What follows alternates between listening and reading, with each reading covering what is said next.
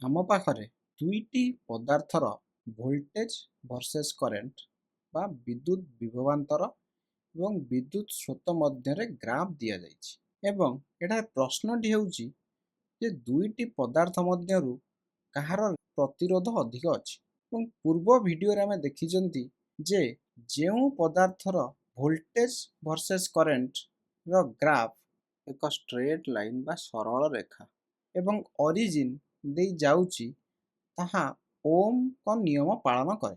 ଏଠାରେ ତୁମେମାନେ ଦେଖିପାରିବ ଯେ ଉଭୟ ଯାକ ପଦାର୍ଥର ଗ୍ରାଫ୍ ସରଳ ରେଖା ଏବଂ ଓରିଜିନ୍ ଦେଇ ଯାଉଛି। ତେଣୁକରି ଦୁଇଟି ଯାକ ପଦାର୍ଥ ଓମ୍ଙ୍କ ନିୟମକୁ ମାନୁଛନ୍ତି।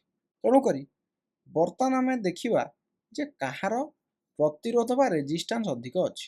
ତେବେ ଏହା କରିବା ପାଇଁ ଚାଲନ୍ତୁ ଓମ୍ଙ୍କ ନିୟମକୁ ମନେ ପକାଇବା।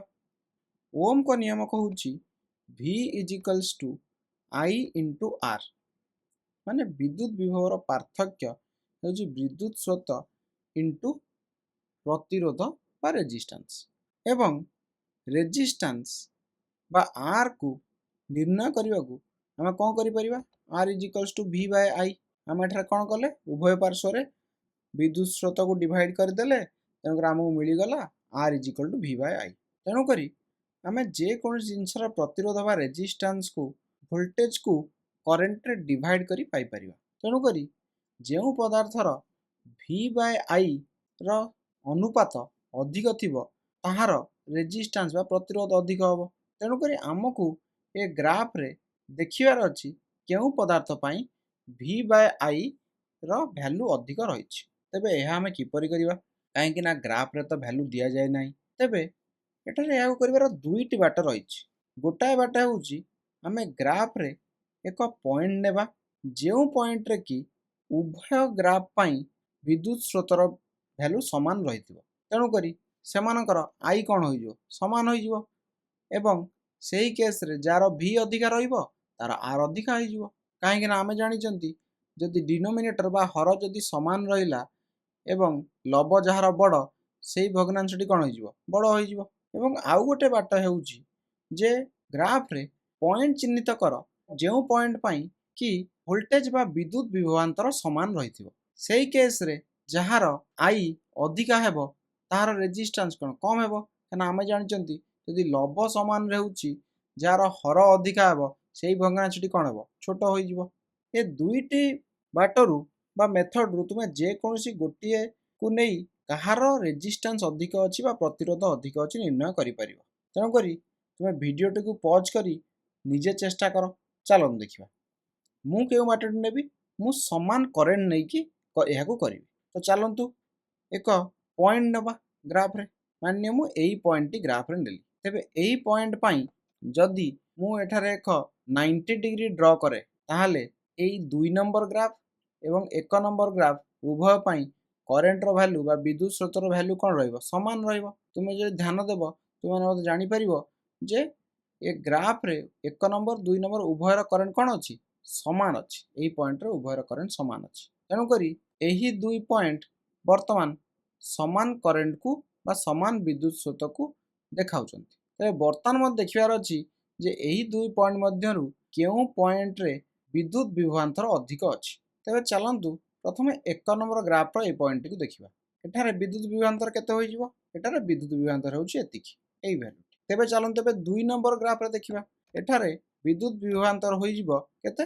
ଏତିକି। ତ ଆମେ ଏଠାରେ କ୍ଲିୟରଲି ଦେଖିପାରୁଛନ୍ତି ଯେ 1 ନମ୍ବର ଗ୍ରାଫ ପାଇଁ ବିଦ୍ୟୁତ୍ ବିଭବାନ୍ତର ବା Vର ଭ୍ୟାଲୁ ଅଧିକ ଅଛି। ତେଣୁକରି ଆମେମାନେ କହିପାରିବା ଯେ ପ୍ରଥମ ଗ୍ରାଫ ପାଇଁ V ବାଇ Iର ଅନୁପାତ ଅଧିକ ହେବ।